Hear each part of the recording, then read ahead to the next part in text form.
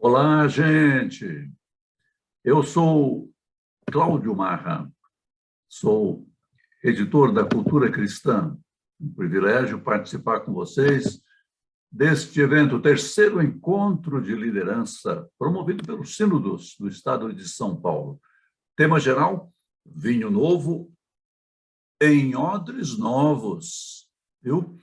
E o tema deste seminário, especificamente, revitalizando o trabalho da escola dominical, revitalizando o trabalho da escola dominical.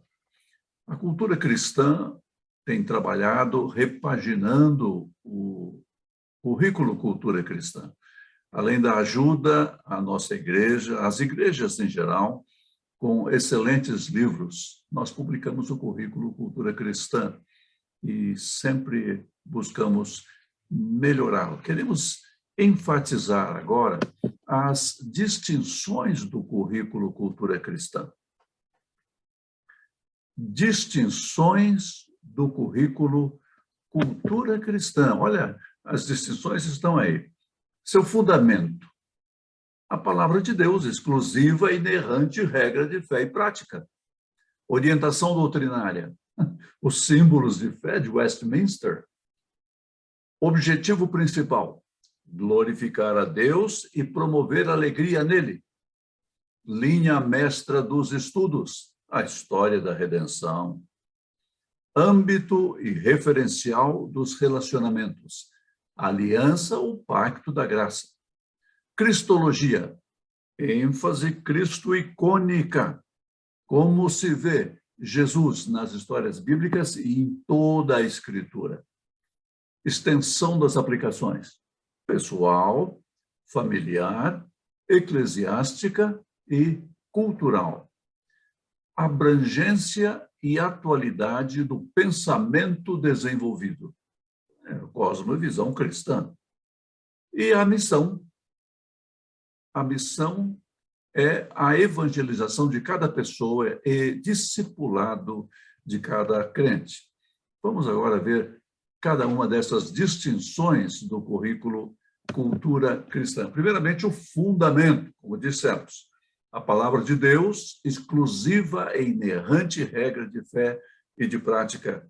Tem que ser este o fundamento, porque esta palavra é palavra de poder. A palavra de Deus, a palavra do Senhor, expressa os atributos divinos de controle, autoridade e presença. Olha só, essa palavra presente com o seu poder na criação. Nós lemos a respeito disso em Gênesis, capítulo 1. Pela palavra de Deus, tudo passou a existir. Os céus, por sua palavra, se fizeram, e pelo sopro de sua boca, o exército deles. Pois ele falou, e tudo se fez. Ele ordenou, e tudo passou a existir. Salmo 33, versículos 6 e versículo 9. Mas esta palavra cheia de poder não apenas criou todas as coisas, mas continua sustentando todas as coisas. O poder da providência.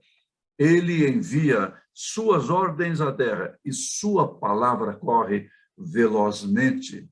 Salmo 147, versículo 15. Esta palavra também tem poder para disciplinar e para condenar. Não é a minha palavra fogo, diz o Senhor, e martelo que esmiuça a penha? Jeremias 23, 29. E mais, a palavra de Deus é viva e eficaz, e mais afiada que qualquer espada de 2 gumes. Ela penetra até o ponto de dividir alma e espírito, juntas e medulas, e julga os pensamentos e intenções do coração. Hebreus capítulo 4, versículo 12. Esta palavra do Senhor é palavra infalível e é palavra fiel.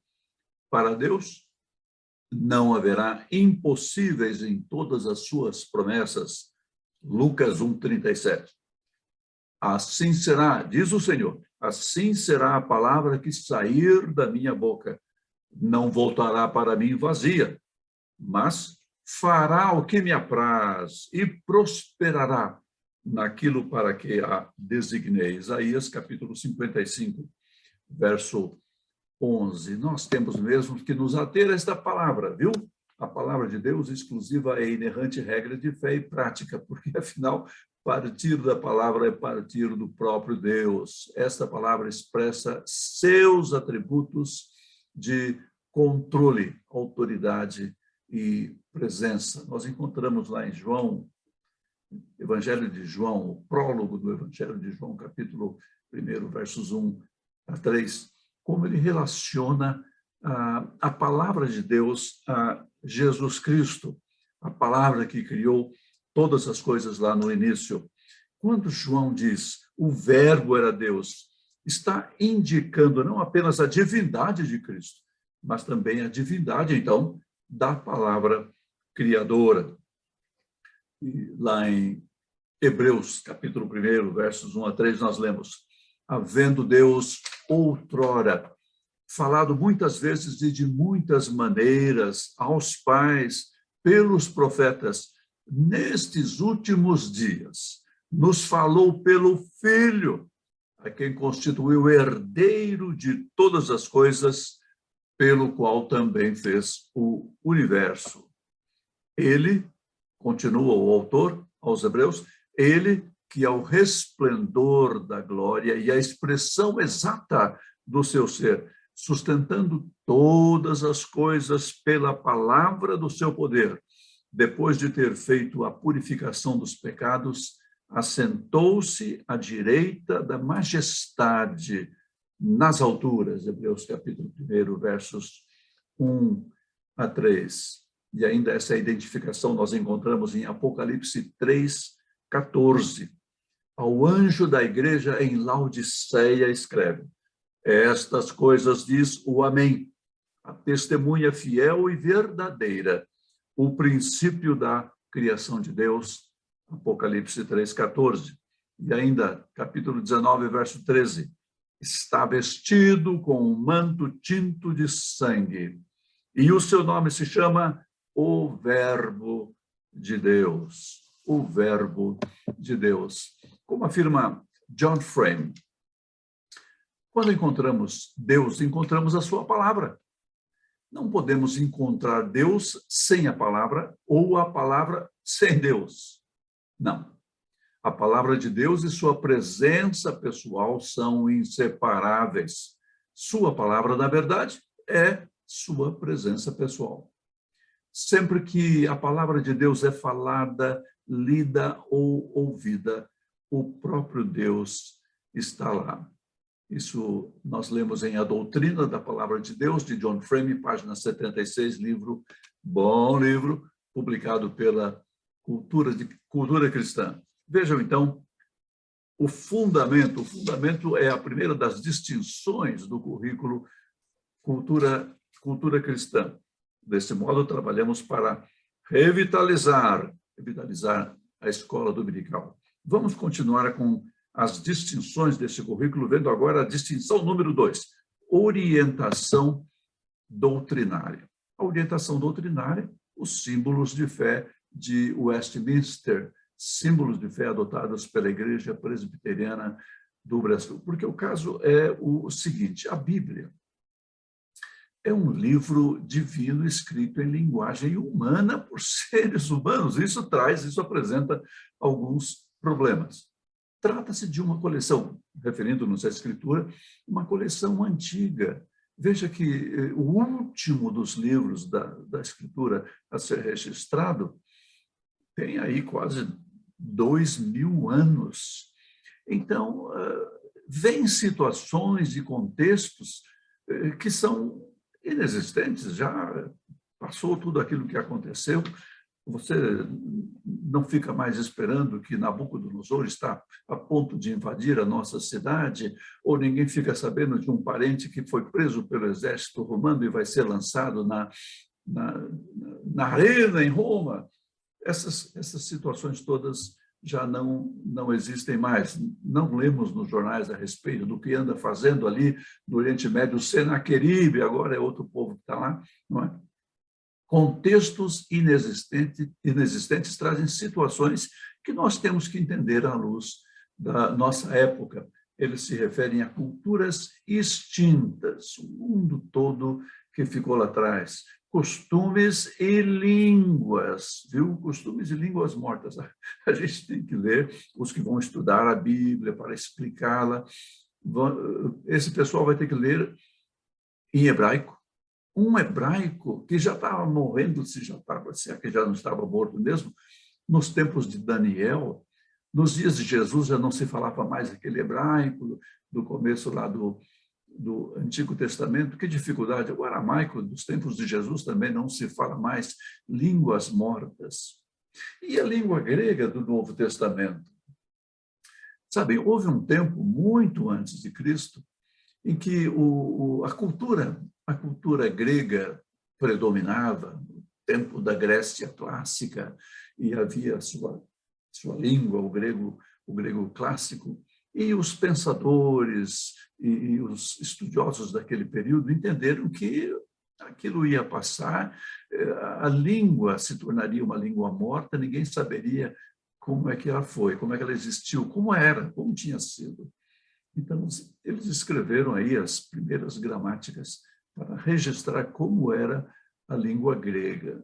Mas, mesmo assim, a história seguiu seu curso, é claro, é o que sempre acontece, e a língua grega, de fato, tornou-se morta, com gramática e tudo, e chegamos nos tempos de Jesus, e já era outro grego, o grego comum, chamado de grego koiné, falado naqueles dias. E hoje, os que vão estudar o Novo Testamento na língua original tem que sofrer aprendendo uma língua morta.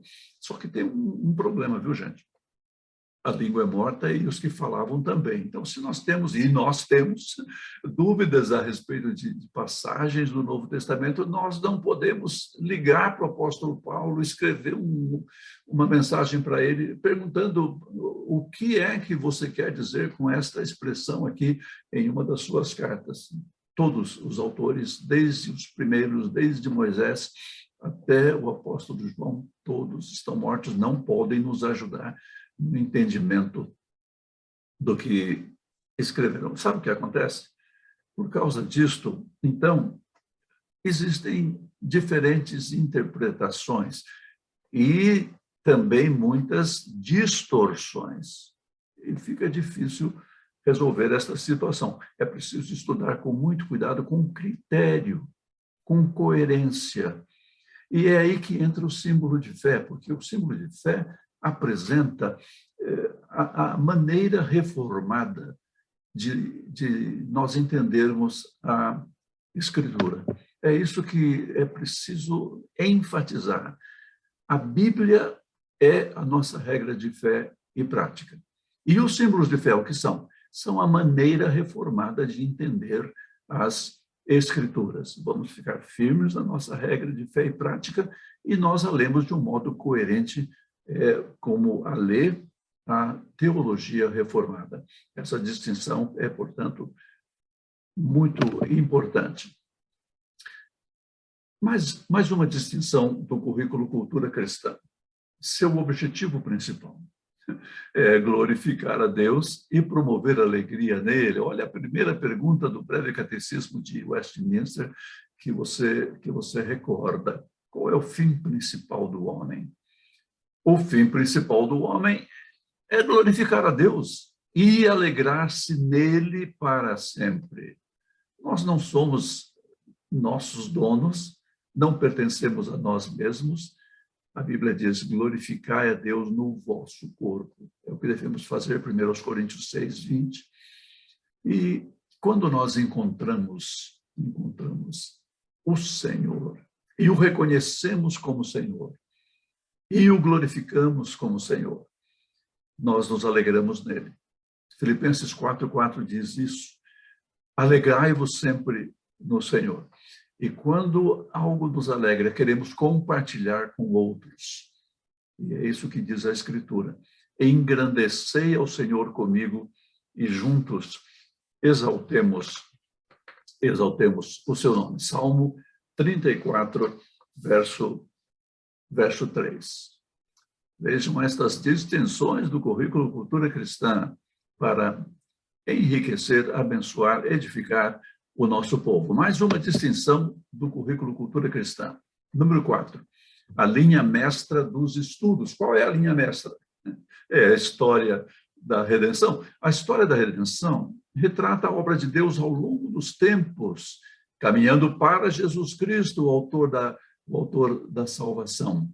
Caminhando para Jesus Cristo, que veio, encarnou-se, esteve entre nós, viveu entre nós e morreu a sua morte e ressuscitou e prometeu que voltará.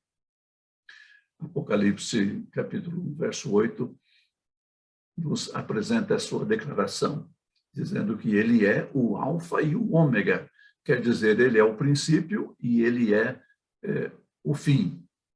Toda a história da redenção tem, obviamente, a ver com o nosso Senhor Jesus Cristo. Ao ensinar, nós vamos colocar o acontecimento específico daquela passagem que está sendo estudada, pode ser uma narrativa, o que quer que seja, vamos colocá-la na sequência dos eventos redentores, ou então, empregando outra linguagem, vamos colocar aquela passagem contra o pano de fundo dos atos de Deus na história. Mas nós não vamos fazer desse cenário a lição principal. Exceto, é claro, onde o trecho estudado exigir esse procedimento. A mensagem específica de um texto específico, a sua exigência divina, é explicada e aplicada à vida dos filhos de Deus, para transformá-los segundo a imagem de Cristo, para a glória de Deus. É isto que faz essa distinção do currículo Cultura Cristã, ser a linha mestra, a história da redenção. Mais uma distinção, importante como todas elas. Importante dizer isto. O âmbito e referencial dos relacionamentos. Qual é? A aliança ou o pacto da graça. A aliança da graça é o pacto entre o Deus Trino e seu povo. Pacto pelo qual Deus promete ser seu Deus. Ele concede salvação completa com base na expiação vicária de Cristo. Quer dizer, expiação em lugar do seu povo, porque ele é o mediador da aliança. O povo de Deus, por seu lado, responde prometendo obedecer o seu Deus. É a sua maneira de abraçar a aliança. A aliança da graça não significa apenas um compromisso divino, mas uma comunhão de vida e amizade, primeiramente entre Deus e o seu povo, e entre os que foram excluídos por Deus em sua aliança. Há um relacionamento entre eles nesse âmbito da aliança. E não só isso, hein? Há o relacionamento do povo da aliança com Deus, há o relacionamento entre os que fazem parte da aliança, mas há também o relacionamento entre o povo do pacto e os que vivem à sua volta, que não são da aliança, mas que vivem à sua volta o mundo em geral. Vejam como isto é importante. Nós temos que estar de olho em todas essas relações enquanto nós estudamos a palavra de Deus, usando o currículo Cultura Cristã, e enquanto vivemos a nossa vida dia a dia como cristãos. E agora vamos para uma outra distinção, mas que coisa importante é isto? É a cristologia. Nós chamamos de ênfase cristo-icônica, ênfase cristo-icônica. O que é isto? É como se vê Jesus nas histórias bíblicas e em toda a Escritura. Prestem atenção. O modo cristo-icônico de interpretação bíblica tem como objetivo o ensino da conduta à semelhança da imagem de Cristo, pelo poder do Espírito e pela instrumentalidade da Escritura. Prestem atenção nisso. Todos os gêneros bíblicos do Antigo Testamento referem-se a Cristo direta ou indiretamente, ou então apresentando alguma imagem dele. As referências diretas, como Gênesis 3,15, com a promessa de que o descendente da mulher esmagaria a cabeça da serpente, Deuteronômio 18,15 e a promessa do grande profeta que viria, tipificado por Moisés e citado por Pedro em Atos 2, 22 e 23, Isaías 52, 53, 61, a referência explícita ao servo sofredor e ao Messias ungido, como Jesus confirma em Lucas 4, 18 a 21. Miqueias 5:2 e o anúncio do local do nascimento, citado depois em Mateus 2:6. Há essas referências diretas, mas há também referências tipológicas, que são profecias encenadas, como a Arca de Noé, em Gênesis 6, e citada em 1 Pedro 3:20. O maná do céu, prometido em Êxodo 16:4, e explicado por Jesus em João 16:31. O ofício sacerdotal, lá em Levítico, cumprido em Cristo, segundo Hebreus 9. A pedra da qual bebiam os israelitas, conforme Números 20, explicada por Paulo em 1 Coríntios 10:4. A serpente de bronze, Números 21, versos 8 e 9, citada por Jesus em João 3:14. A referência à ressurreição feita por Davi no século XVI e aplicada a Jesus em Atos 2, 25 e 28. Jonas, no grande peixe, citado por Jesus em Mateus 12:40. Tantas referências tipológicas, além das referências diretas também mencionadas. Bem, além dessas referências diretas e além das referências tipológicas, há o que nós chamamos de referências icônicas. São referências a Jesus que se encontram em todo o Antigo Testamento. A sua imagem pode ser encontrada em toda a Escritura. José do Egito foi Zaferate Paneia, o Salvador do mundo. Jesus é o noivo que, à beira do poço, encontra sua noiva, que é a igreja. Como Isaac e Rebeca, Jacó e Raquel, Moisés e Zípora se encontraram numa circunstância assim. Essa imagem é repetida por ele mesmo em João 4, por Jesus mesmo, em João 4, encontrando a mulher e o povo de Samaria à beira do poço e formando assim, avançando assim na formação da sua igreja. Jesus é o cumpridor. Vejam essa outra imagem. Jesus é o cumpridor da vontade do Pai. Imagem que brilha quando lemos sobre cada rei transgressor de Judá e de Israel. Assim, de várias maneiras, nós vamos vendo Cristo no Antigo Testamento. Todos os gêneros bíblicos no Antigo Testamento envolvem-se em, preste atenção nisso que é importante, hein?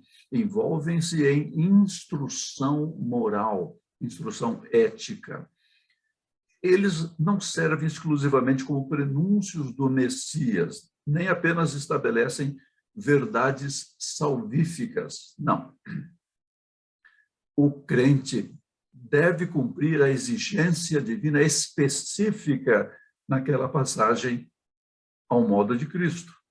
Assim, cada trecho aponta para uma faceta da imagem de Cristo. A essa faceta, o povo de Deus deve se conformar. A exigência divina em cada passagem precisa ser obedecida. E isso não é legalismo, não.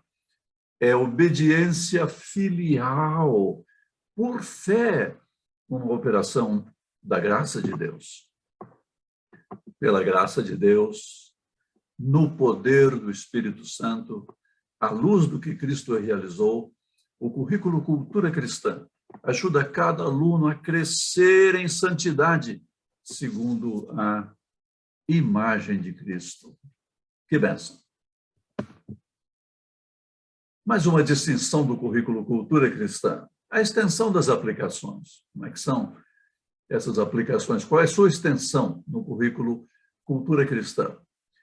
É pessoal, familiar, eclesiástica e cultural, ou seja, tão abrangente quanto deve ser.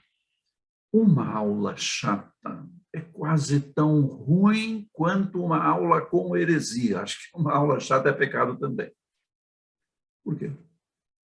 Os alunos ficam cansados, perdem o interesse, fogem das aulas, da escola dominical. E o professor que procede desse modo, só reclama. Graças a Deus pelos bons professores, mas esse professor que estamos descrevendo aqui diz o que é previsível e repetitivo. Suas aulas não são objetivas. É preciso cuidado com as aplicações. Isso precisa melhorar. Segundo Daniel Doriani, autor da Cultura Cristã também, ele escreveu A Verdade na Prática, livro que todos vocês devem estudar. Ele diz: a Bíblia produz aplicações de 7 maneiras, por regras, ideais, doutrinas, atos redentores na narrativa, atos exemplares na narrativa, imagens e cânticos e orações. E se as pessoas fazem 4 tipos de perguntas a esse material, então há muitas maneiras em potencial para aplicação de qualquer texto. Isso é o que diz o Daniel Doriani no seu livro A Verdade na Prática. Você está vendo aí essa capa sugestiva. Mas quais são esses 4 tipos de perguntas feitas pelas pessoas? Primeiramente, qual é nosso dever? Segundo, como ter e desenvolver um caráter nobre? E terceiro, quais devem ser os nossos objetivos? E, finalmente, como saber o que é certo ou errado? Essas perguntas e suas respostas se colocam no âmbito amplo da existência, alcançando as esferas, como dissemos então, pessoal, familiar, eclesiástica e cultural. A Bíblia é útil, a Bíblia é prática, assim ela se apresenta, e assim nós a devemos ensinar. E vamos para mais uma distinção do currículo Cultura Cristã, abrangência e atualidade do pensamento desenvolvido. Essa é a cosmovisão cristã. Nossa cosmovisão é o conjunto de nossos pressupostos, é nossa maneira de enxergar a vida, nossa interpretação do universo, nosso guia para a realidade. Eu pus esta imagem aí do planeta Terra, mas não quer dizer que estamos nos limitando ao que se pode ver, ao que é concreto, ao que é físico. Não. Estamos falando de toda a realidade. A cosmovisão cristã apresenta a perspectiva divina da realidade. Volta lá para o fundamento, acrescentando, conforme a Escritura. Como é que olhamos, vemos, interpretamos todas as coisas? Quais são nossos pressupostos? Aprendemos isto na Palavra de Deus, na Escritura. Essa é a cosmovisão cristã, e é desse modo que o currículo Cultura Cristã caminha, apontando essa abrangente e atualidade para para os que usam esse currículo para o estudo da escola dominical. Nossa cosmovisão é a história que contamos para responder questões como estas. Por que as coisas existem? Como podemos saber ao certo? É possível conhecer alguma coisa de verdade? Como chegamos até aqui? E, aliás, por que nós estamos aqui? Por que as coisas têm dado tão errado nesse nosso mundo? E existe alguma esperança de que elas sejam consertadas? O que devo fazer da minha vida? E onde é que tudo isso vai terminar? Muitas vezes, olhando à nossa volta, é isso que perguntamos mesmo: o que é que vem depois? O que é que vai ser de nós? Viu? Nós precisamos dessa visão ampla, aprendida na Escritura. É a cosmovisão cristã para vivermos a nossa vida segundo a vontade de Deus. E, finalmente, a distinção que se chama a missão. A missão é a evangelização de cada pessoa e discipulado de cada crente. Missão da igreja, missão que Jesus confiou à sua igreja: fazer discípulos de todas as nações, batizando-os, ensinando-os a guardar tudo que Jesus ordenou. Isso inclui quem? Todos os missionários que estão longe e os missionários que estão perto, viu? Inclui todos os crentes. O currículo deve ensinar os alunos da escola dominical a cumprir a grande comissão, no sentido de ser um instrumento para que os alunos todos, os crentes todos, façam isso, cumpram a missão, no sentido de encorajá-los, instruí-los, encorajá-los para que se dediquem a esse cumprimento da grande comissão. Somos todos missionários. Quando lá na sua igreja você pergunta: tem algum missionário aqui hoje? Quem é que levanta a mão? Ou você então anuncia: estamos recebendo a visita de um missionário.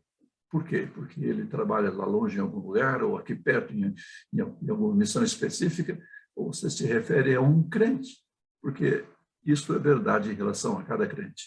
Somos missionários.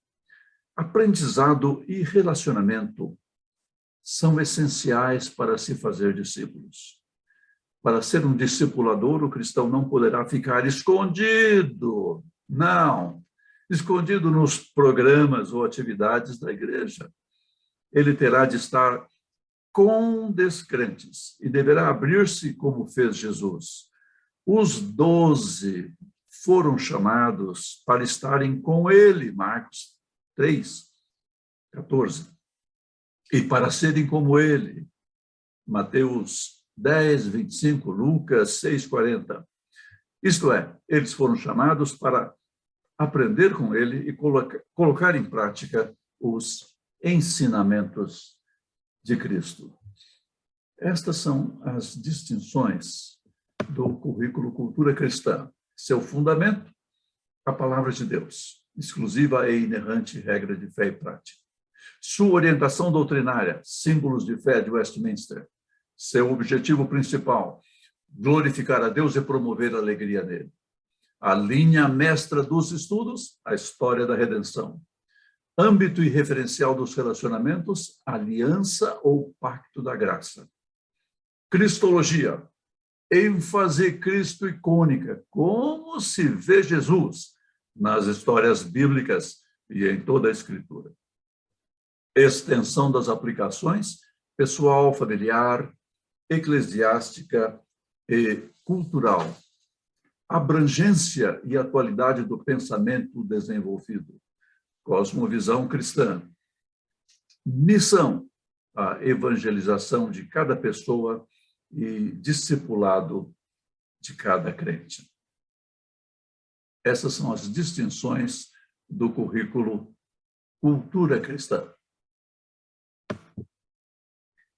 Desse modo, estamos trabalhando para revitalizar o trabalho da escola dominical. Quanto trabalho, quanta dedicação isso exige dos que estão envolvidos preparando e melhorando o currículo e dos que se dedicam a usá-lo para ensinar a palavra de Deus na sua escola dominical, em sua classe especificamente. Essa é nossa abordagem, então, neste terceiro encontro de liderança promovido pelo Sínodos do Estado de São Paulo, sob o tema geral Vinho Novo em Odres Novos. Eu sou Cláudio Marra, dou graças a Deus pela oportunidade de falar com vocês agora, deste seminário, e dou graças a vocês todos por continuarem muito pacientes até aqui. Deus os abençoe.